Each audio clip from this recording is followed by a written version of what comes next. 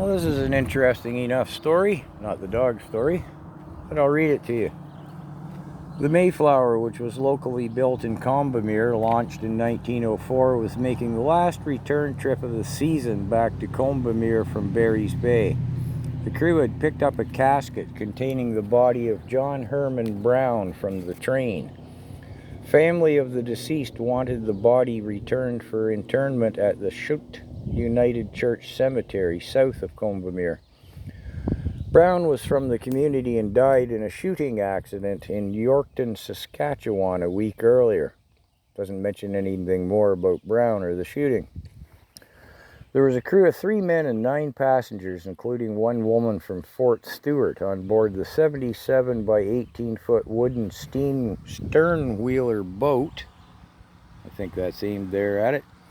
A terrible winter storm with blowing snow came on unexpectedly as the steamer rounded the Narrows, seen in the lake just north of the islands. Wave the phone around. At 9 p.m., the flat-bottom boat sank in just 30 seconds in 23 feet of water onto a sandy bottom. 4 passengers, Paddy O'Brien, Joe Harper, Gordon Perverley, and John Imlach, were able to scramble to the roof of the wheelhouse where the water was up to their waists. The casket floated from the deck, and the 4 men hung onto the casket and swam with it, reaching the small island on the right at midnight. Joe Harper had a cigar lighter, and the men were able to keep warm by building a fire with debris from the boat and branches found on the island. Due to the heavy snow falling during the night and all the next day, the 3 survivors on the island heard and barely saw the steamer Ruby pass by several times during the afternoon of the 13th.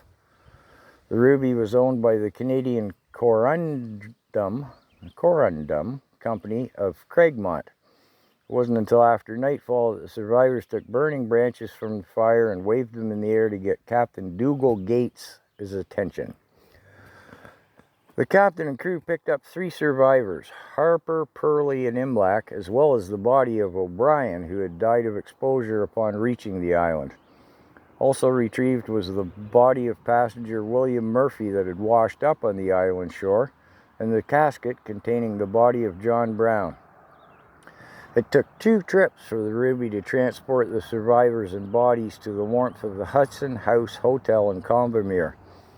Several years later, in '71, Ripley in his famous Believe It or Not stories wrote the event up as the corpse that saved 3 men from drowning.